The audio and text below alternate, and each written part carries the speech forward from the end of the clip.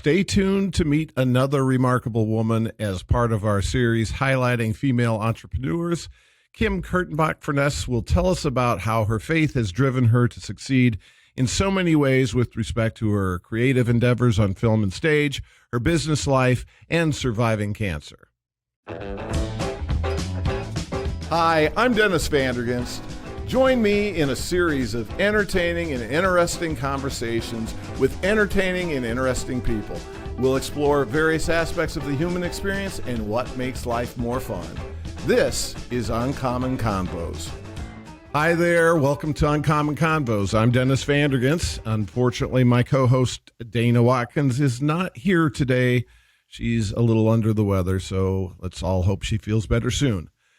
Before I introduce our guest, I'd like to remind you all to do us a huge favor, and please be sure to register, subscribe, and review Uncommon Convos on your favorite podcast platform. It's completely free, and we'd be so grateful. So now I'd like to introduce you to my good friend, Kimberly Kurtenbach-Furness. Kim is a professional actress, producer, and director who's worked on over 60 stage plays, 12 feature films, 3 TV shows, and numerous commercials over the course of the last 25 years. She won Best Supporting Actress in 2020 from the Iowa Motion Picture Association and worked on 2 Emmy-nominated documentary films as an executive producer and casting director. She's a creative soul who loves to educate and entertain through storytelling, performance, teaching, caregiving, and entrepreneurship. She's passionate about mentoring and coaching kids of all ages on personal development and leadership skills and empowering women to be survivors and overcomers. And she herself has survived ovarian cancer. She is an adjunct professor of theater, an ordained minister, a scuba diver, a lounge singer, a former karaoke DJ, a clarinet player, a world traveler, a writer, a network marketing entrepreneur, and there's so much more, and I'm sure we'll get to it all. I mean, that's a mouthful, Kim. How are you doing today? I'm good. Hearing that out loud, Dennis, is... That's a long list. That's a long list, a very accomplished list. So you ought to be very proud of it. And Thank you. the name of this podcast is Uncommon Convos, and the hope is to have conversations that are a bit out of the ordinary. So, by listening to that list, and I can personally vouch that Kim is a bit out of the ordinary, and I mean that in a good way, though. So now, I've run down some of obviously the vital statistics, but I want the audience to get to know you even better, kind of like you're going out on a date for the first time with the audience. Okay. And there are really 4 areas of inquiry that I think are necessary in order to do that. First of all, there's creative Kim, then there is business Kim, then there's survivor Kim, and then there is what I would like to refer to as inspirational Kim. And I know that a lot of these aspects of Kim are interrelated and overlapped, but let's start by talking about creative Kim first. You're an actor, singer, writer, director, all that crap that I just outlined. Yep. All that crap. That's right. So when and how did this illness begin for you? I mean, when did you get that bug? Oh, my goodness. Well, oddly enough, oh gosh, I don't know, probably 8 years old. And I was watching Jaws at 8 years old with my mother. And I just remember watching this film and watching the scene where all of the guys, it's like Richard Dreyfuss and Robert Shaw, and they're in the boat and they're talking and singing, and they just looked like they were having so much fun. And I remember I turned to my mom and I said, I want to do that. And she was like, you want to be eaten by a shark. Exactly. She's like, you want to be a sailor? You want to be a captain of a boat? And I said, no, I want to do what they're doing. I want to be an actor. And so it's very strange. Jaws of all movies. I probably shouldn't have even been watching Jaws at 8 years old. That's some good mothering, Mom. Exactly. But nonetheless, that was it. That was how it started. And so she got me into Davenport Junior Theater, which is a wonderful program here for young kids that are interested in acting. And that was really where I started. And then when I was about 16 years old, because I loved it so much, and she could see that I was very passionate about it.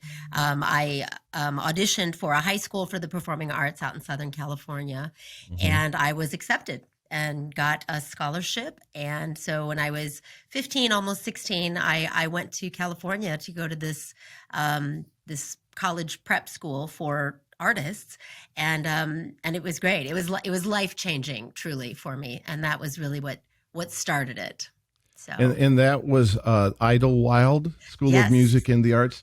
Now, Yep. So it's called Idlewild Arts now, but when I went, the school was only about 3 years old at the time, and it was called the Idlewild School of Music and the Arts, or we lovingly called it Isomata.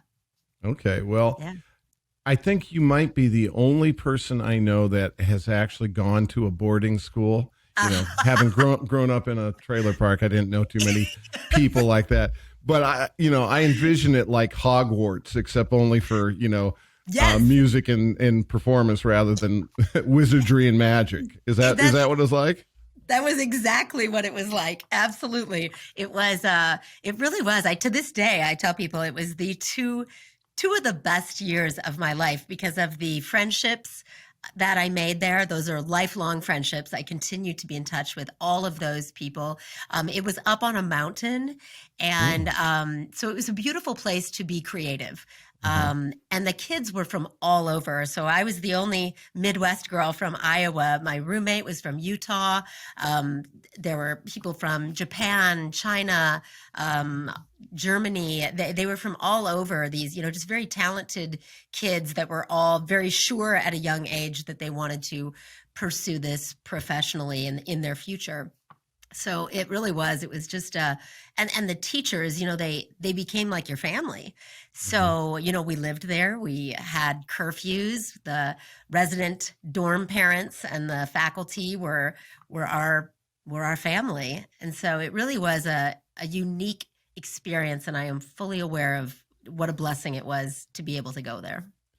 Now, I mentioned Hogwarts, but actually, what really comes to mind when I envision this is that whole scene from Fame. When I think they're at an arts school as well. Yes. So how were the days spent there? I mean, I imagine you still had to do the reading, writing, and arithmetic. But how did you divide that up as far as the arts? So it was exactly like Fame. In fact, I remember watching that show as a child and thinking it was so cool. So when the opportunity came for me to audition for this school, I jumped at it because that's what I had in my head. It was going to be like Fame. And that's exactly what it was. It was a really rigorous program. We would start at about 7 a.m. We were in the cafeteria. You had a half hour to eat. By 7:30, you were in classes. So we did all of our academic classes from like 7:30 a.m. until 1 p.m. Then we'd get like a half hour to an hour for lunch. And then after that, we would start all of our arts classes. So we would do, singing and dance and acting and, music theory. And we'd do that till about 5 o'clock. And then we'd have about an hour for dinner. And then at around 6, you would start rehearsals for whatever show you were working on or whatever. And there were kids from different majors. So I was a theater and musical theater major, but there was the music department, the dance department, creative writing department. So you were working with artists from all the different disciplines, and so then we'd be in rehearsals till usually around 9 o'clock. And then from 9 until 10:30, you would do your homework, try to squeeze your homework in. Because the academics were shortened, we had to go to school on Saturdays. So Saturdays, we'd have a half day of academics as well to kind of make up for the fact that we didn't have full academic days during the week. So Sunday was our only day off, and they kept us quite busy. And on top of it, we had a curfew. So we'd have to be, if you were in honor dorm, That was like the really smart, overachieving kids. If you were in honor dorm, you could stay up until like 11:30. And if So you you were in weren't, sleep. You were asleep by 9 then, right? exactly, I was not in honor dorm. Oh, I was just teasing. I kind of presumed you were. I was not. I was not. I had a few dalliances with the law, Dennis. Oh, I uh-oh. got no. I had me and a couple of my friends had snuck out one night, and so we got reprimanded and told to get back to our dorms. And yeah, I was demoted to regular dorm, or the bad kids. Oh, wow. So out of curiosity, do you remember what your audition was, or what you did for your audition? Oh my gosh, that is such a great question. Well, thank you. I don't. I remember I did a monologue. I think the monologue was from Steel Magnolias. And then I sang a song, and I believe I sang a song from Gypsy, the musical Gypsy. Mm-hmm. And I auditioned, and I did not think for a minute I was going to get into this school. I did it sort of on a whim. My aunt had told me about this school. It was a very, very competitive school. And she said, let's just take you up there and have you audition. And so I did it really just for fun. Mm-hmm. And then within about a month, I got a letter saying that I was accepted. It was not, my family did not have a lot of money. It was absolutely unaffordable for us. And so I was very fortunate. I was offered a good sized scholarship. And then my aunt and my uncle helped out with my tuition as well. So it was kind of a family effort to get me there. Yeah. Well, you and I have spoken before about the fact that sometimes you seem to get typecast. Yeah. And it would be perfectly appropriate if you did something from Gypsy as a stripper. Because I think she's always a tart or a bitch or something. I don't know why that is. I'm always a drunk or a slut or something along those lines. So anyway, so you leave there and you go to Cincinnati Conservatory of Music. Is that right? Yeah. And what were you studying there? I mean, I mentioned that you played clarinet. Were you there trying to learn more about clarinet? Or no, what? no. Okay. I gave up the clarinet in 8th grade because I wanted to be a cheerleader, and I couldn't do band and be a cheerleader. So I gave up my clarinet days. But no, being at Isomata, it was a college prep school. And so one of the great things about it was that they really helped you to navigate looking for a college or looking for a university that you were going to go to continue to pursue your career in the arts. And so I applied at like 10 different schools, all very high elite programs for the arts. NYU, UCLA, the Cincinnati College Conservatory of Music, where I attended, Juilliard, which was where I really wanted to go. Mm-hmm. And oh gosh, there was like a Boston Conservatory. Anyway, I got into all of them except Juilliard, the one that I really wanted to go to. I auditioned for them and they told me, come back in 5 years when you have some life experience. But Cincinnati at that time, and still is, the top musical theater school in the country. Very select, thousands of kids audition. They took 22 kids that year, and I was one of them. So at the time, I wasn't even for sure that I wanted to pursue musical theater, but it was such a great school that I knew I would be a fool not to go. So that was it. I was in, and I was off to study musical theater at Cincinnati. But then you left and you went to St. Ambrose before you were done in Cincinnati, right? Why was that? Were you missing Iowa so much? Yeah, no. Well, yeah, kind of. So my parents divorced during this time, and I'm the oldest of 4 girls, and my sisters and my family were in Iowa. And I just remember feeling like I wanted to be closer to them during this time. It was kind of a tumultuous time. And so I had been at Cincinnati. I was there for like a year and a half, and I just decided I was going to take a semester off. I was going to come home and just be with my family. And I came home and then I decided to stay longer. I actually got cast in a film, and that was what kind of took me from musical theater to the film industry. That was what made me more interested in starting to pursue film. And so I got cast in this film while I was here in Iowa. And at the time I thought, well, I don't want to not keep going to school. So I auditioned at St. Ambrose thinking, well, maybe I'll do a year at Ambrose. And I fell in love with it. It was a liberal arts program. They had a wonderful theater department. It was a small department. I was able to do more than just musical theater. I was able to do radio, TV, and of course, stage theater. And because I was kind of a big fish in a small pond there, I just had the opportunity to do a lot. I was cast in every show, and I just grew tremendously, not just as an actor, but in other aspects. So stage management, directing, producing. I just got to dabble in a lot more and loved it so much, I stayed. So.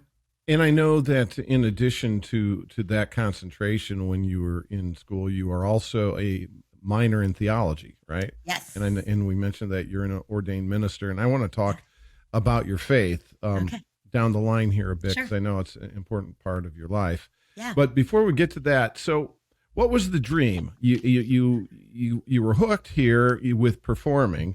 You've done the stage stuff. You got access to film, and then you had all this access in college and all these opportunities. What was it that you were dreaming of becoming or being, and then how has that dream evolved over time? So I was dreaming of being Meryl Streep. That was my dream. Me I wanted too. to be, yeah. Yeah, I wanted to, I think like a lot of kids today, they all want to be YouTube stars. And for me at that time, I wanted to stand on that stage and hold an Oscar and give my Academy Awards speech. And so that was the dream at the time. How it's evolved has been just a crazy journey. I mean, I think that dream is still there.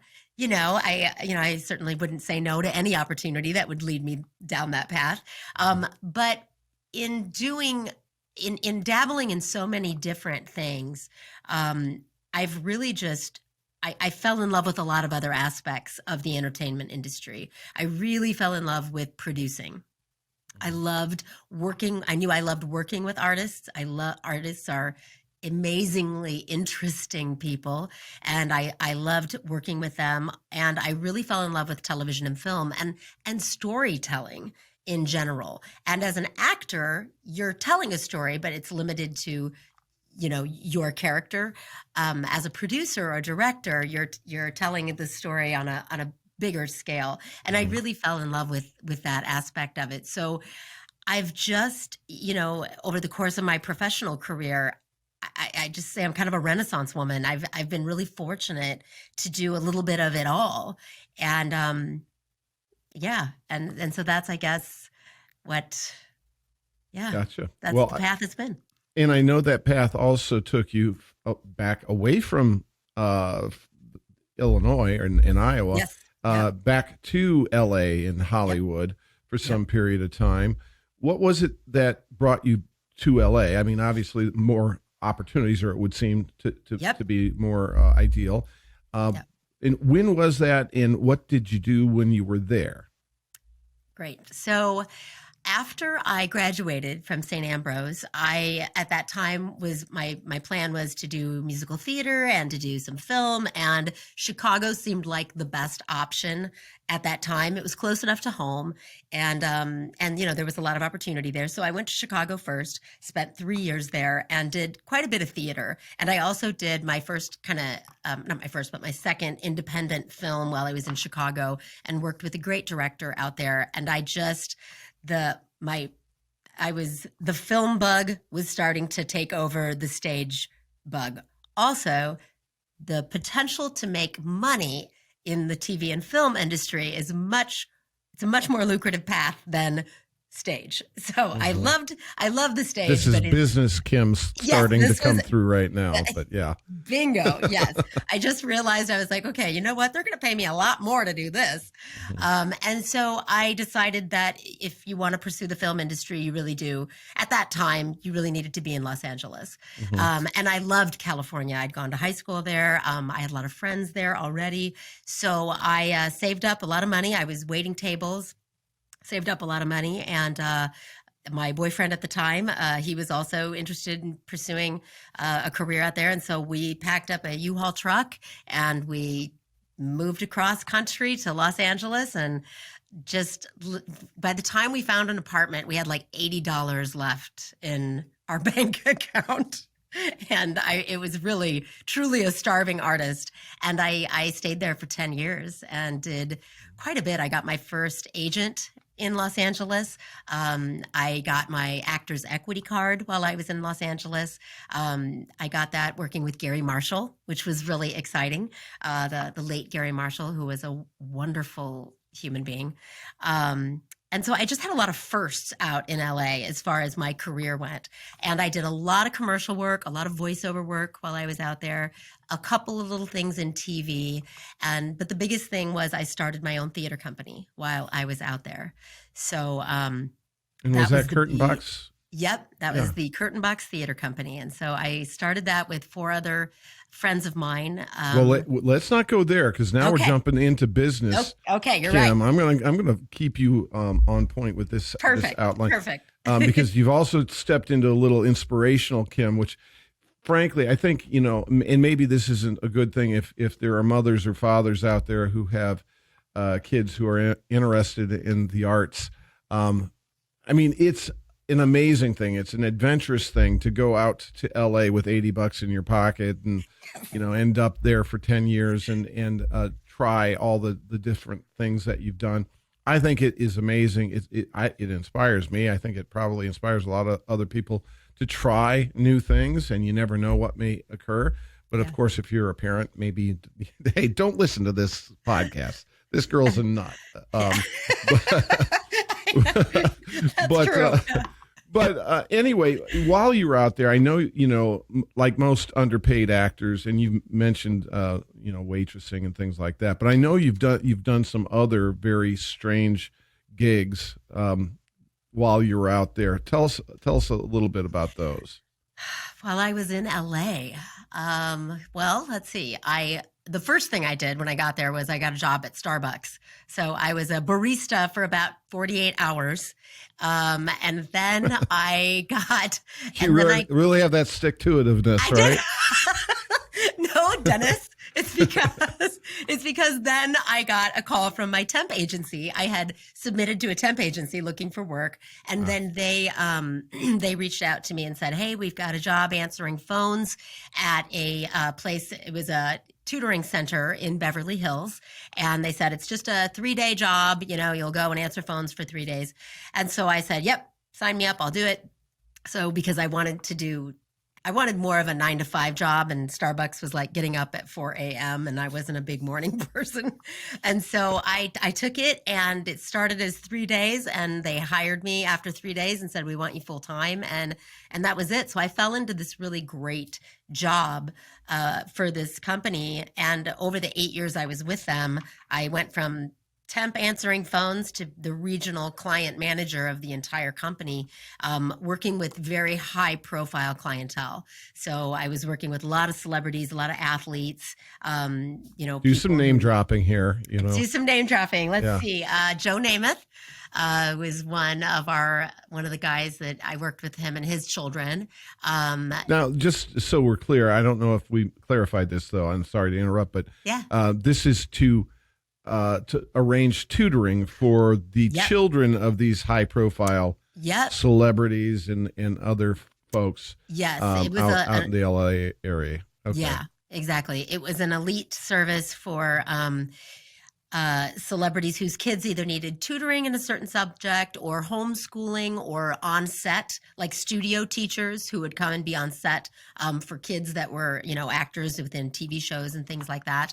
And so it was really great. And my job was to hire some of the teachers that we had, and then to sort of play matchmaker. So I would meet with the client and their kid, and then we would talk about what their needs were, and then I would select the teacher that I thought was going to best equip them for what they needed academically.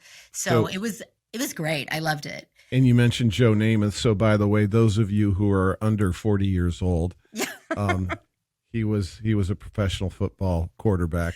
But I know you worked with some other high profile clients that you've mentioned. Yeah. I think some of them were kind of fun. Who were some of those that you could name?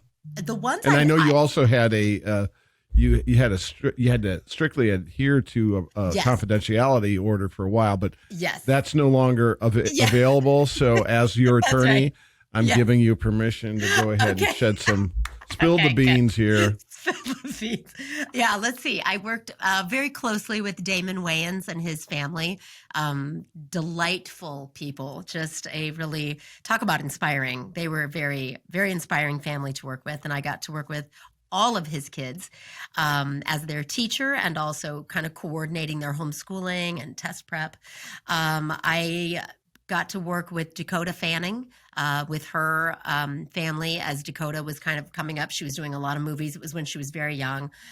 So I got to work with her. Some of the teachers that I set her up with continue to work with the Fannings, as their kids went through school.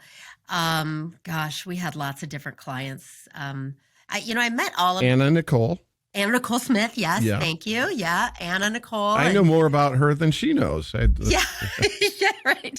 I do have to say it's kind of fun and funny and difficult to interview someone you know. And we've done a lot of podcasts where it's somebody I know pretty well. Yeah. It's harder, I feel, to prepare to do these types of interviews than it is someone you don't know, because a lot of the things. I know, and I know, Yes. know. And so it's hard to know, well, what did I actually ask? And what does the audience need to know? But so I know that you worked with Anna Nicole Smith. So yes. And I keep, as you're asking me questions, Dennis, I keep wanting to say, you know this already. What are you asking me this for? Yeah. So Anna Nicole Smith, and that was an interesting client, and unfortunately turned out really tragic, actually, because she passed away, and her son Daniel, that's who I worked with him some, and then I had a teacher that I had assigned to work with him as well, and he was just one of the most lovely young men, just a doll of a kid, and both tragically passed away, so that was kind of sad. But Ron Howard, I believe we worked with him and his family. Danny DeVito, at one time, his daughter, I think, had some help with chemistry. Flea was my favorite one. I think Red Hot Chili Peppers. Yeah, Red Hot Chili Peppers. At the time, I did not know who Flea was, but now I do. So I was learning as well. So those are some of the people that I got to work with. And as I said, as your attorney, but oddly enough, there was a time when you were out there that you almost really did need an attorney. It had something to do with running late for an audition and almost running into a couple of other celebrities. To tell us about that story. Yes, that one was not work related, thank goodness. Yeah, that is probably one of my favorite LA stories. I was out in Los Angeles, and although I was working at the Tutoring Center, I was still an actor trying to pursue an acting career. So my agent had called me up and gotten me an audition for, I think it was Days of Our Lives. And so he had sent me the script, and I was really excited because this was a big deal. It was a soap opera. It was going to be, like 3-4 days of filming. And so I was headed over to the audition, and I was running a little bit late this day. And if you know Los Angeles at all, there's LA proper, and then there's the Valley. And so I was in LA, and I was flying over the hills to get over to the Valley to get to the studios. And I'm I pull into one of the studio lots. And if you've ever seen them in the movies or been there, they have like that gate. There's like a gate there where the arm goes down and the gatekeeper will check your credentials and let you in. So I pull up to the gate and I said, "Hi, I'm here for an audition. I'm auditioning for Days of Our Lives." And I show him my little information pass. And he says, "Oh, you're at the wrong lot." He said, "You need to be over there on the Fox lot or Disney lot or wherever it was." And I was like, "Oh crap." And I was like, okay. I said, "I'm so sorry. I'm like, I'm running late." I'm like, "How do I get out of here?" Because there was a car behind me in line. So I couldn't back up. And he said, "Well, I'll open the gate and you just pull around, make a U-turn and come right out the other side." And so I'm like, "Okay, great." So he opens the gate and I just floor it because I'm like wanting to whip around and get out of there and get to the audition. And as I floor it and lurch forward, there in front of me are two guys walking across the lot. And I slam on my brakes and I'm maybe, I don't know, 20 feet away from them. And they're both holding cups of coffee in their hand. And I look and it's Steven Spielberg and Tom Cruise. And they're on the studio lot because they're filming Minority Report was what they were working on at the time. And I about died. Tom Cruise gave me So did they, apparently. Yeah, exactly. Tom Cruise gave me the dirtiest look. And Steven Spielberg, he just kind of smiled and chuckled and like, proffered his hand forward as if to let me go and to pull around. But I sat there frozen because Steven Spielberg is if I could meet anybody, it would be him. And so I just had to sit there for like 3 seconds and just stare at him and take him in. So it wasn't bad enough that you almost ran him over. You had to stalk him as well. So, and there could have been a piece of Americana up in smoke just like that. No more Spielberg or productions from Spielberg. No more Tom Cruise. But exactly. And the gatekeeper, as I'm going out, the guy at the gate said, "Holy crap, lady, you just about took out the two most powerful people in Hollywood." Yeah, I could imagine.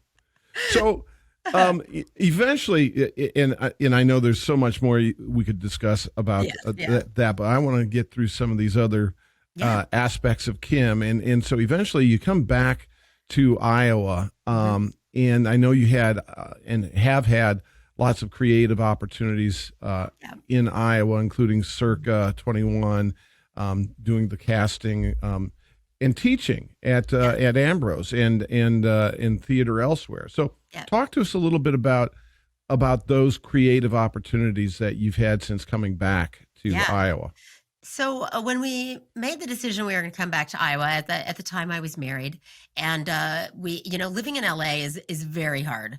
It's incredibly expensive, and although I was doing really pretty well, actually, they always say you have to give LA 10 years to make your break there, and it had been about 8.5, 9 years at that time. But at the time, we just thought, we were looking to have a little bit more stability, wanted to be able to buy a house, perhaps start a family. And so those things kind of factored into it. And so we came back to Iowa, and at that time, it was kind of bittersweet. I wasn't really ready, I don't think, fully to walk away from Los Angeles. It was like there were dreams that I wanted to achieve there that I hadn't gotten where I wanted to be.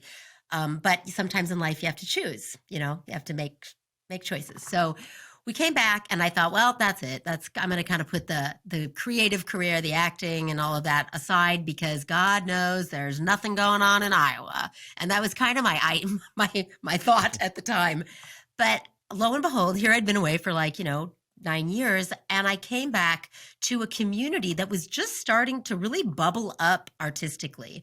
And so as soon as I got back in town, Denny Hitchcock, the producer over at Circa 21, offered me 3 or 4 shows in the season they were doing. So I was immediately thrown back on stage. And then I just started getting all of these great offers to do things. I kind of started to do voiceover work. I went and started teaching at Davenport Junior Theater, which was where I had originally started taking acting classes as a child myself. So I started teaching over there, and I was asked to be president of the board over there. And so all of a sudden, I went from thinking I was throwing this whole creative side of me aside, and in fact, it really I really got to put it into fruition once I came back here to Iowa. There was just a lot of opportunity. And then the Iowa Film Commission kind of got rolling, and I started to get involved in films that were being made here in the area. And so it's really been great. Both St. Ambrose University and Augustana had me on board as a adjunct professor in their theater department and acting for camera classes that I taught. So it was just, one thing after another. I was busy creatively, more so than I think I was in LA. And so I took my theater company, which I had started in LA, and let me, because that's the intro, but that's now where we're going from creative Kim to business Kim, because and I know there is a little bit of overlap as far as Curtain Box Theater Company, but so yeah, now we're moving on, because this is where I think the audience needs to really pay attention to, because as I mentioned, this is part of our female entrepreneur series. And so now we're really going to dig in a little bit to the entrepreneurial spirit that Kim has to offer. So talk to us about that, about how that developed and where it's gone since you first started in LA. Yeah. So while I was there in LA, with a couple of friends from an acting class that I had taken, we started the Curtain Box Theater Company, and it is a take on my name. However, it is not spelled like my name. It is spelled like curtain and box. And so we started it there. We produced 3 shows while I was in Los Angeles, and we literally started it with all 5 of us sitting in my living room apartment. And we took all the money that we had in our piggy banks, essentially, and we threw it in the middle and said, okay, how much money do we have all together? Let's see if we can produce a show. And that was it. That's how it started. Very, very bare bones. And so when I got back to Iowa, I sat and met with a friend of mine, Daniel Sheridan, and he sat down with me and said, Kim, what if we were to do something like that here? What if you were to take your theater company and transplant it here, and we start producing here? And I said, well, why not? Let's give it a whirl. I'm very adventurous. I'm very much why not? If it fails, it fails. If it doesn't, what a blessing. So we jumped in and we started producing shows here. I did it primarily, on my own. At that time, it was really kind of just me producing it financially myself. And that's how it started. We did 14 different shows over the course of my time that I've been here. So it was great. Go ahead. Yeah, no. And so what are the goals for Curtain Box Theater Company going forward? What would you like to see? So, well, I don't know if I'm going to jump into another area here or not. So we did really well. We were really thriving there for a while. And then I went through a divorce. Mm-hmm. And at the time for me, I had gone from a 2-income household where my husband was he had a good job and he was the primary, bread earner in our family. I'm an actor in Iowa. So, I wasn't making the big bucks by any means, but I didn't have to either, because between the two of us, we were doing just fine. So when we divorced, financially, it put me in a really bad place, and I could not afford to keep producing and doing what I was doing with the Curtain Box, because it was more of a labor of love. I'm really proud to say that the company never lost money. We always either broke even or made a little money, but it was never enough really to pay myself. It was a passion and a labor of love. Sure. So I had to really put that aside for a while. Now, within the Curtain Box Theater Company, I had also started teaching. I had started doing classes for kids, and one of the things that I started was a class for children with autism, and using the tools that we use as actors and communicators and storytellers, using those tools to help children with autism learn how to better communicate, learn how to function, within, peer groups. Now you're going into inspirational, Kim. Okay, I know. I told you I'd start moving into that. But no, that's that was okay. Just one of the other things we did. Yeah, and I do want to go into that. But before we leave business, Kim, because again, it's that entrepreneurial spirit that you're talking about, the passion, the passion project that you had with Curtain Box and continue to have. But it's also driven you forward in a completely, well, at least seemingly a complete departure from Creative Kim, and that is Yoli, Yes. a network marketing company. And Yes. so I'm sure a lot of people are familiar with Yoli. Sure. I was not that familiar until talking to you a bit about it. Yeah. So tell us all about that and how that has evolved for you over the years, because she's kind of a big deal as far as Yoli stuff goes. So well, it's the strangest story. It just shows you that you never know what life is going to throw at you or what paths, God's going to cross for you. But the one thing the Curtain Box taught me was it was my first adventure into owning my own business. And like I said, although it wasn't a huge moneymaker for me, I learned how to, start it from the ground up on my own. And so during this time, I go through this divorce, which was devastating, not only emotionally devastating for me, but financially as well. And then in the same general time frame, I was diagnosed with stage 3 ovarian cancer.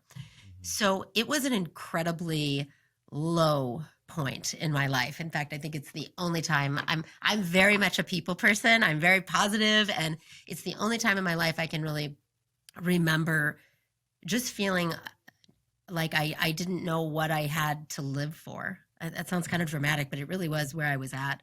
I felt like I was having to find myself all over again. And so during this time, my former sister-in-law comes to me with these products. It was a health and wellness company, supplements.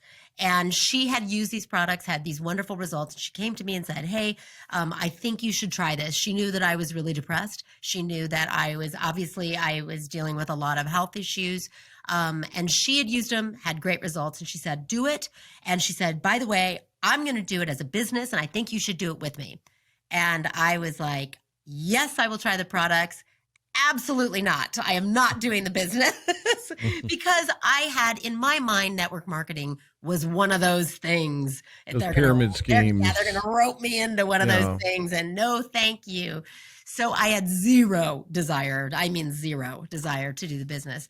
However, I could not deny that at that time I was financially on the verge of bankruptcy. I had medical debt that was up to my ears. And as an actor and an artist here, I was simply not making enough to get myself out of the place I was in. Mm-hmm. So I started the products. The products were unbelievable, really, truly unbelievable. And and that really turned my mindset around. What they did for me as far as just overall foundational health. And during my cancer journey, when I was going through chemotherapy and everything, it was just great to keep myself strong and healthy, keeping my immune system strong and healthy. And that's really what those products do. So I fell in love with the products, and my sister-in-law said, do this business with me. She said, I love it. She was an occupational therapist. And I thought, why is she doing this? She has a great job. She makes great money. Why does she want to do this? But she did, and she felt very passionately about how it was helping people. And that was what I realized, that it had helped me tremendously. And so I said, okay, fine. I'm on board. Sign me up. Whatever I had to do, I'll be a distributor. And that was it. In the beginning, it started out as, I was making a little bit of money here and there to pay for my own product. And before I knew it, it was some nice side income. And by the time I'd been in there about 3 years, I had built it to well over a full-time income, more money than I have ever made previously in my life. And that just blew me away. And I really saw the gift and the blessing that a good network marketing company can afford people. So. And if I remember correctly, you have literally like hundreds of people that kind of report to you or however that works. Yeah. All over the country, right? Yeah. Yeah, I have teams. Well, my primary team is probably here in the Quad City area, but I have a team in Los Angeles that's starting to grow. I have one on a small team in San Diego, Missouri. Just got somebody in Ohio going, and it really is so great. It's actually very creatively fulfilling as well, because part of when you're in a company like Yoli and your goal is to help people with their health and wellness and their financial goals, your sales tool is your story. Mhm. And so you really are, it is about not only sharing your own story with people, but then helping them find and discover their story. What's Right. their overcomer story? Yeah. And everybody has one. There's nothing all that special about me, really, other than I feel like I learned how to tell my story. And as both an artist and then as a businesswoman and an entrepreneur. And I'm really proud of what I was able to build through Yoli. Um, because I always say the cherry on top was that I went through this horrible divorce and thought, oh, woe is me. I'll never be able to support myself. What will I do? And now I make Well, more money than he does. you So, know, yeah, and you mentioned also your cancer scare, and in fact, that's when you and I met. Was when you were first yes. becoming aware of that diagnosis, and I had Hmm. shared with you my own cancer story, Hmm. and this is where we're talking about survivor Kim, having survived that divorce, having survived um, the ovarian cancer, Yeah. and then coming out on the other end um, triumphant. You've, Yeah. like you said, making more money than you had ever made before through Yoli, and still able to have the flexibility through that kind of a business to be able to pursue your creative interests, Yeah. including Curtain Box and the teaching. So Yeah. um, let's talk a little bit more about that cancer scare, because Yeah. I, having been there, having had friends, and my mom recently passed away Yeah. 2 years ago, but it seems like it was yesterday. Hmm. I know that there's so many people that go through that, and how devastating it can be personally, and the impact that it can have on you. Yeah. Um, tell us how you first became aware that you were having problems, Yeah. and what got you through that whole process. Sure. Well, so when I first became aware of it, I was doing a show. I was doing a stage production, and in the production, I played a drunk. Go Well, that figure. typecasting again. There we go. I know. So yeah, so I was playing a character, and my character throughout the course of this hour-long show was drinking. I was, water, but I was supposed to be having a cocktail. And so by the end of the show, I would have to pee so bad.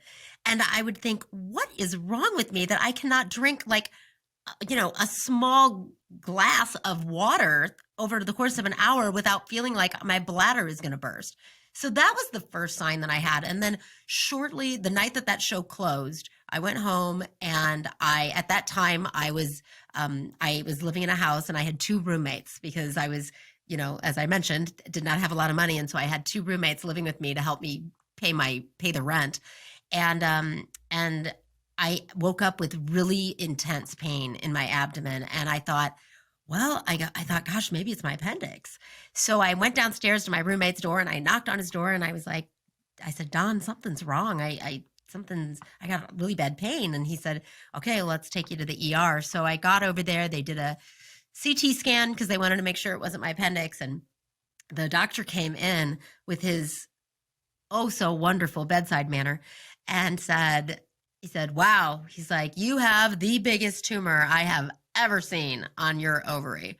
And then he proceeded to say, gosh, he's like, you're so young. Did you ask him, well, how many have you seen on my ovaries? Yeah, right. I know. I was just kind of in shock. I was just sitting there with my jaw on the table, and he said, "Oh, I'm so sorry. You're so young. It's you have you might want to think about your getting affairs in order." And I was like, "What?"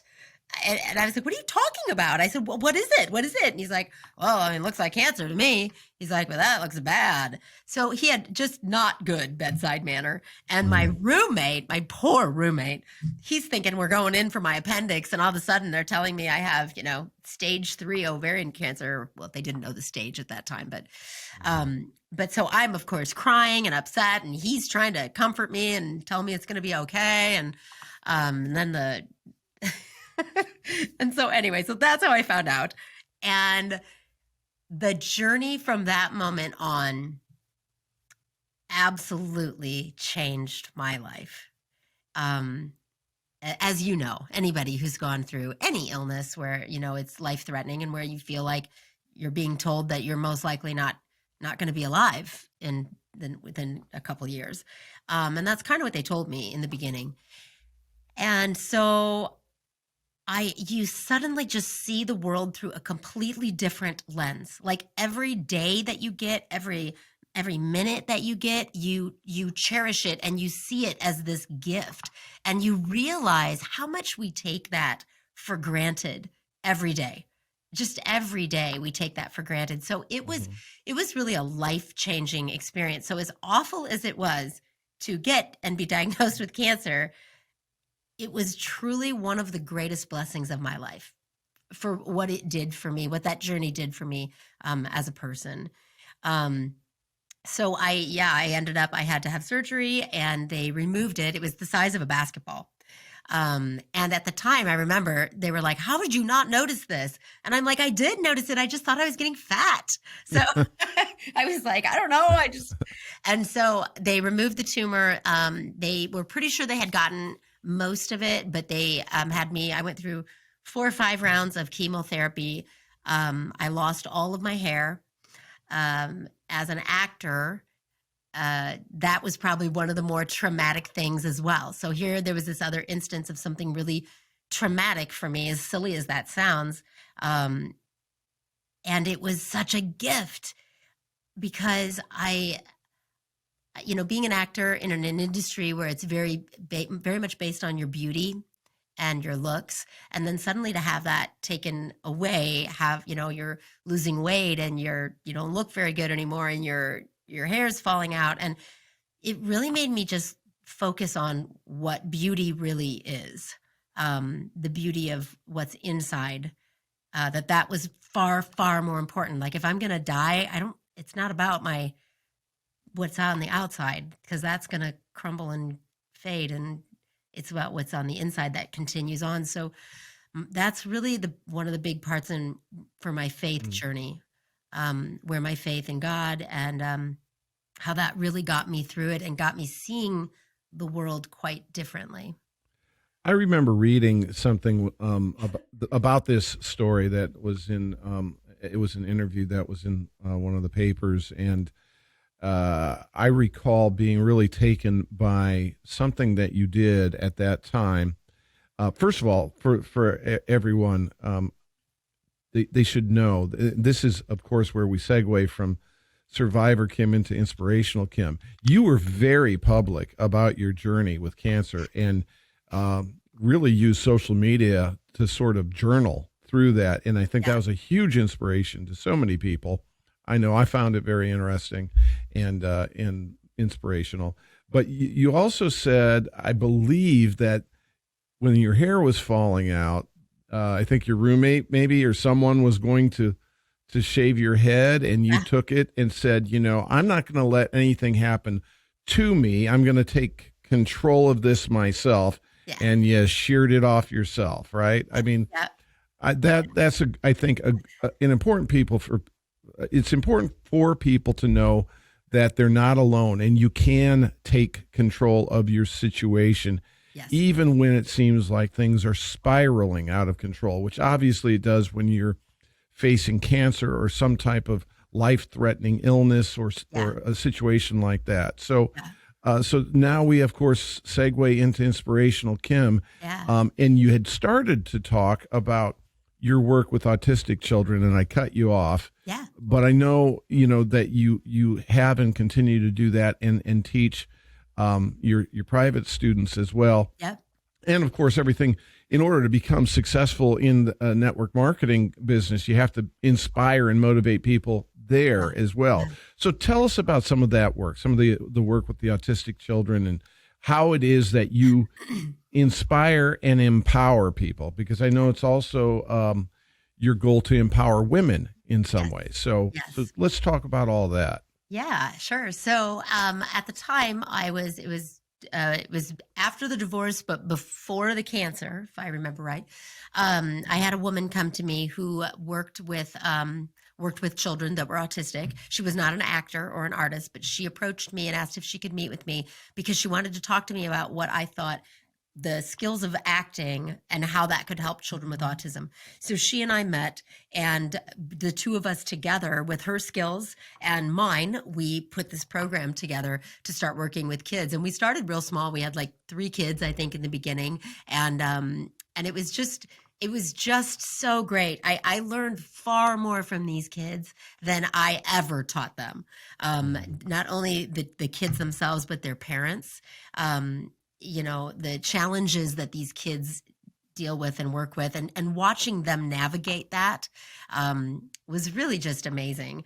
And so we started this program. We did it for about 5 years. I even got a grant from Royal Neighbors of America for women entrepreneurs or women in business. Got a grant from them to continue the program and keep it going, because after my divorce, I was really struggling to keep these programs, weren't big money makers for me. So we kept that going for about 5 years. And then eventually Davenport Junior Theater, which, I have a heart for that organization.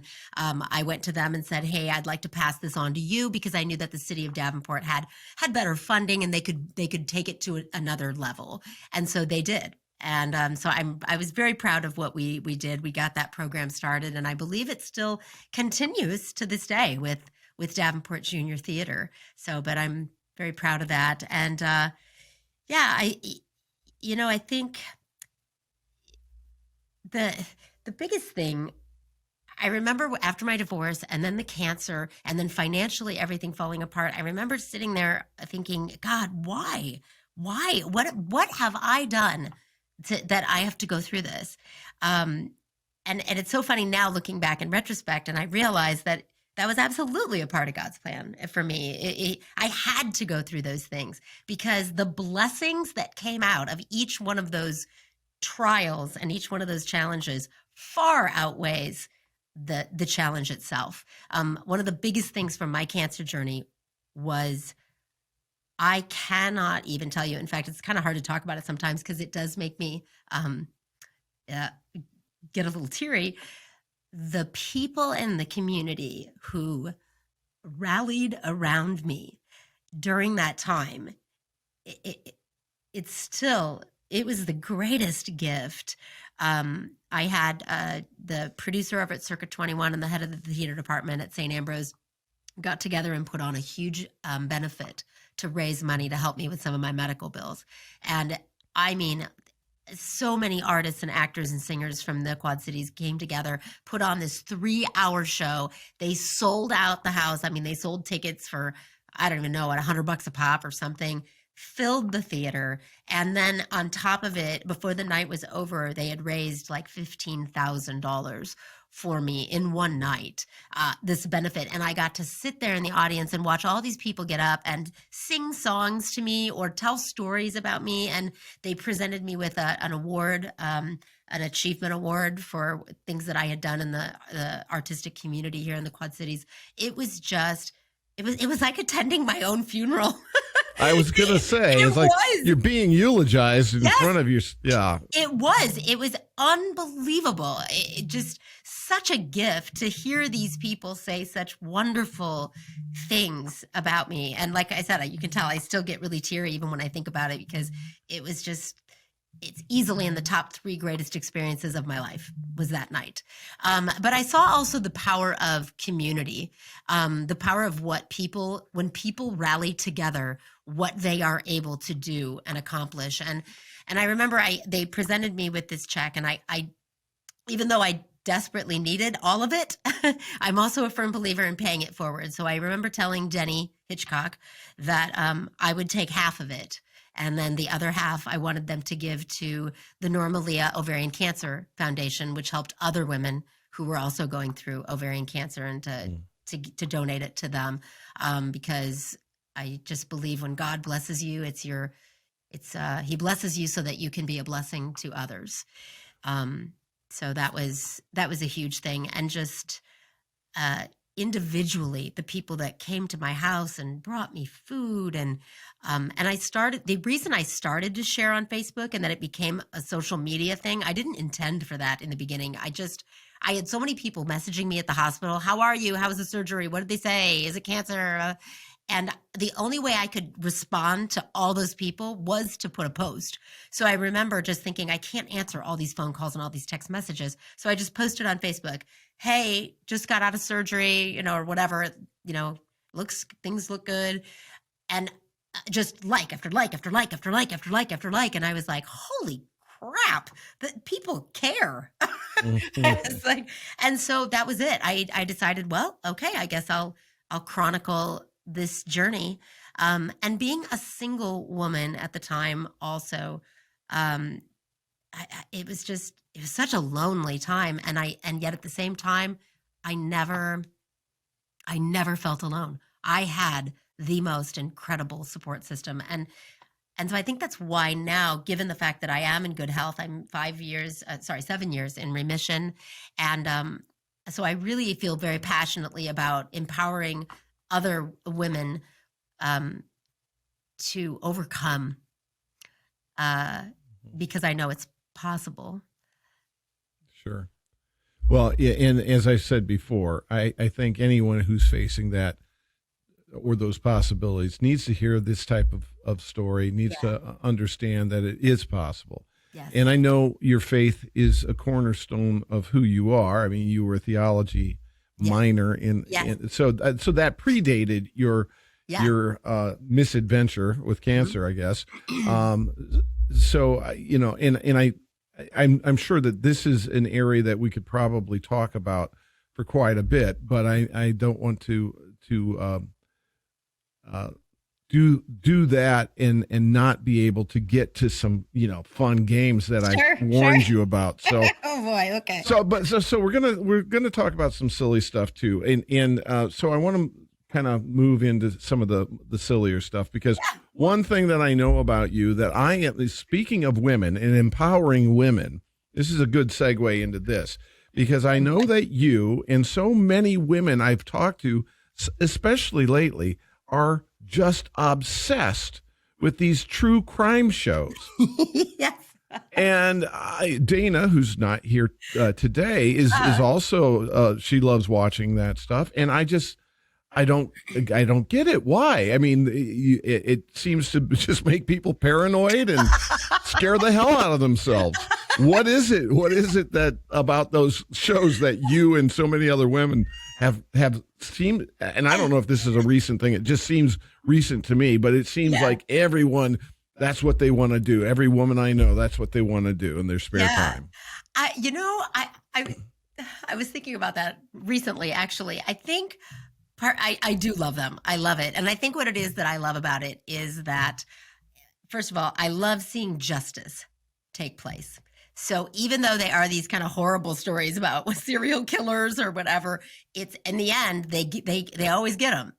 Do they? Yes. It seems like sometimes it's like, this person's missing, watch out, Well, yes. And the next thing you know, somebody's knocking on Kim's door. Oh my God, how'd they find me? Yes, no, they most of the time, 90% of the time on these TV shows, at least, they do indeed find them through DNA or, fingerprint analysis or handwriting analysis, or they have all these great things, how they can catch people. I don't know why anybody commits crime anymore, because how do you get away with it? They don't, apparently. They don't. Yeah. So I really love that. Even though it does kind of stress me out sometimes to watch it. I love in the end how they get them. How do they bring these people to justice? And just knowing that, especially in a world lately where it seems like there's just one bad news story after another, I love watching something bad be justice take place. Gotcha. Yeah. Well, I guess I get that. I get that. But I love that. And I love the psychology of it too. I am very intrigued by what how what has to be going on in a person to do something like this. Like Wear their skin and yeah, I often wonder that myself. I know. It's just interesting, Dennis. Okay, okay, we'll leave it at that.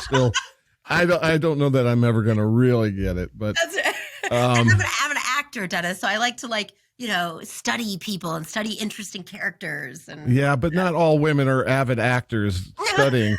They're just scaring the crap out of themselves. But anyway, that's my 2 cents on it, folks. Yeah,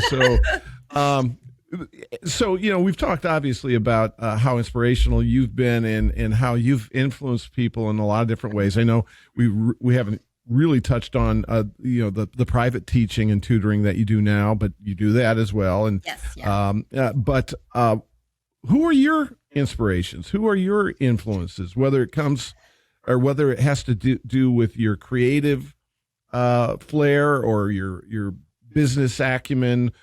Who is it that you look to kind of motivate you and kind of set the bar for you? Right. Well, on a personal level, I would say my grandmother was, she was really, truly one of the most amazing human beings. And I think what it was that inspired me about her was that she'd had a lot of challenges in her life. Her father had committed suicide. She struggled with alcoholism for several years. Her house burnt down. Her and her husband, their home burnt down, and they had 5 children. They had to literally start over. So there were all of these things that my grandmother had experienced in her life. And she was also a poet and a writer. She wrote.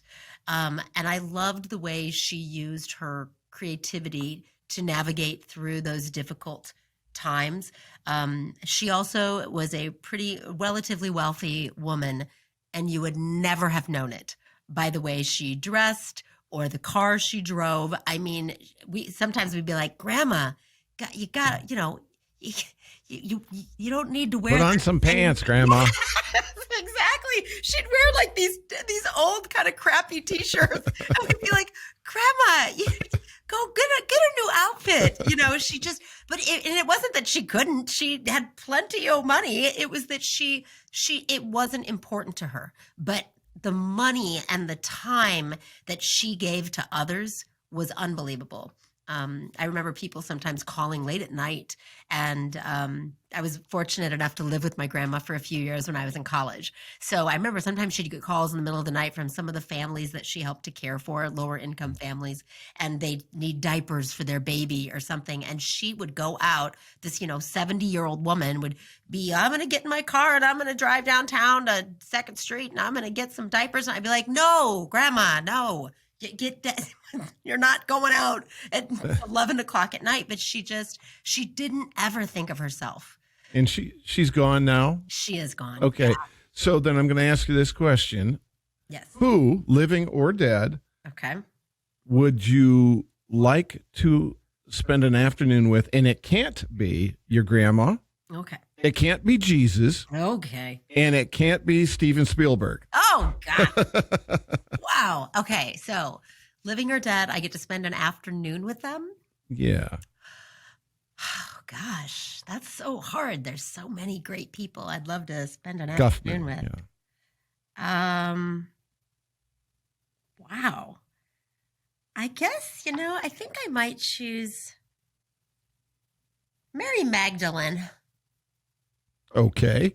Mary Again, Magdalene. sticking with that typecasting again, I see. I'm telling you, right? No, I mean, I think Mary Magdalene's kind of cool. I mean, like, think about it. Here she hung out with like these 12 apostles, Mm-hmm. right? And Jesus, and they're all over the place, and they're causing a big, what the big ruckus Jesus caused, and Right. she's there in the mixed of it all. And Yeah, so I yeah. just would love to hear what was going on. What I was you get doing? that she was a tomboy or something. Yeah, I don't know. yeah. So But, she'd be somebody. I think. Yeah, I mean that's an interesting interesting. choice. I kind of like that. Or Matthew McConaughey. One of the Okay, two. well, yeah, they're quite similar in a lot of ways. Two so- totally different reasons.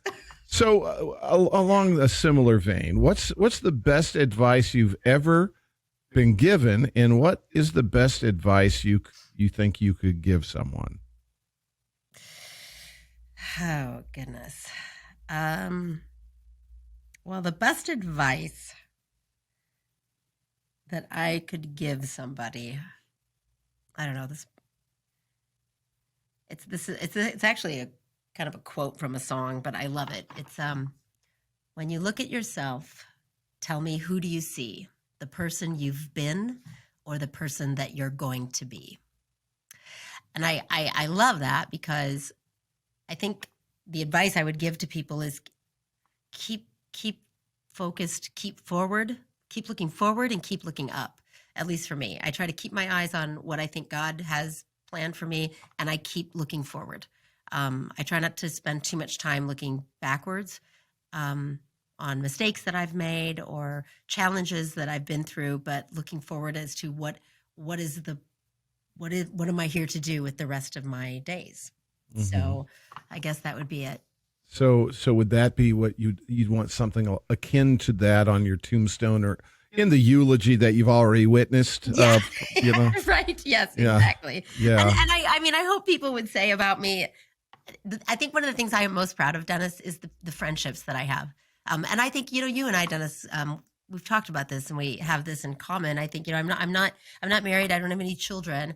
And the friendships that I've accumulated over my life are truly deep, wonderful, eclectic, just the different people. And that is one of the things I think I'm most proud for. So I hope people will remember me as a really great and loyal friend. I work very hard at staying in touch with my friends, from elementary school to the friend I met last week. I really do put time into my relationships. And I'm sure that they will, but let's hope that they are not going to have to remember you for a long, long time to that's come. right. That's right. I hope not. So now we come to the point where I want to play our game with you. Oh, Would boy. you rather? Oh, Okay. gosh. Okay. All right. So would you rather be a billionaire but never be able to perform again, or live at a poverty level but be known world over as a great performer? Oh, gosh, Dennis, you're killing me. Okay. Be a billionaire, but never be able to perform again, or be a poverty level and be known the world over. Man, that is so hard.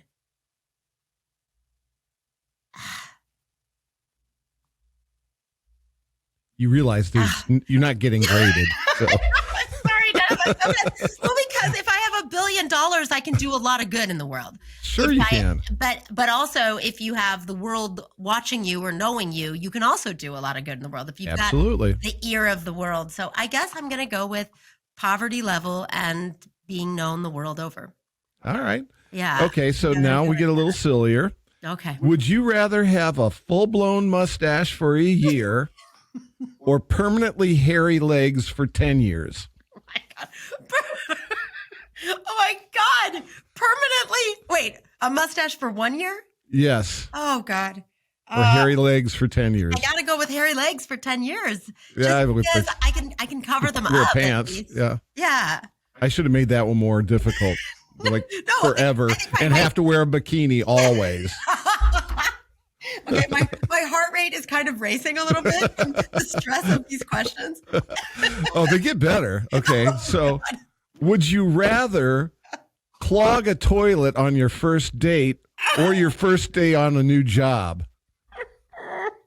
First day on a new job. Okay. First day. Oh my God. I'm going to pee my pants right now. I'm about to pee my pants during a podcast. Would you rather have a nose that never stops growing or ears that never stop growing? Oh my gosh. Oh gosh. Okay, I'm gonna have to say ears because I've got a lot of hair. I got a lot of hair. So I might be able to kind of cover the ears up with my Fair enough. hair. All right. All right. Would you rather fart every time you laugh or laugh uncontrollably for 30 minutes every time you fart. Oh my God. Okay. Wait, say that again. I'm gonna... Fart every time you laugh, so you'd be farting right now. Or laugh uncontrollably every time you fart. So maybe you just farted and that's why you're laughing. No. I guess I'm going to say fart every time I laugh. Okay. Does it matter? It's not really. They're both equally bad. Okay, the last one, and to me, this is the best one. Would you rather accidentally send a dirty picture to your boss Oh, God. or a sexy voicemail to your dad? Oh, God. Oh, God. Dirty picture to my boss, for sure. Dirty picture to my boss. I think I'm with you. I haven't sent a dirty picture to my boss before, but I have sent a suggestive text to a There you go. coworker. That was embarrassing. Was it an It accident? was an accident. Yes, totally an accident. Well, I'm still waiting for it. Never arrived, but Sorry, Dennis. Yeah. anyway. Well, that's all. That's it. We got to wrap it up now. I could go on forever, but this was a lot of fun, and I Yes, it appreciate was. you being here, Kim.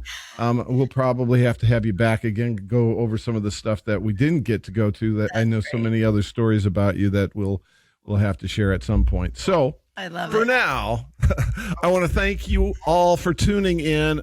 Again, be sure to please subscribe or register for Uncommon Combos on your favorite podcast platform so that, you'll be alerted every time we have a silly person like Kim on and every time there's a new episode available. It also helps us out, too. So be sure also to check out our other podcast, Legal Squeaks. And if you have any comments or guests that you would like to suggest, or you simply want to watch this video version of this or other episodes, and you're going to want to do that, I'm sure, you can go to uncommonconvos.com and follow the links. Tune again next week for another Uncommon Convo. And in the meantime, have a great day, stay safe, and I love you all.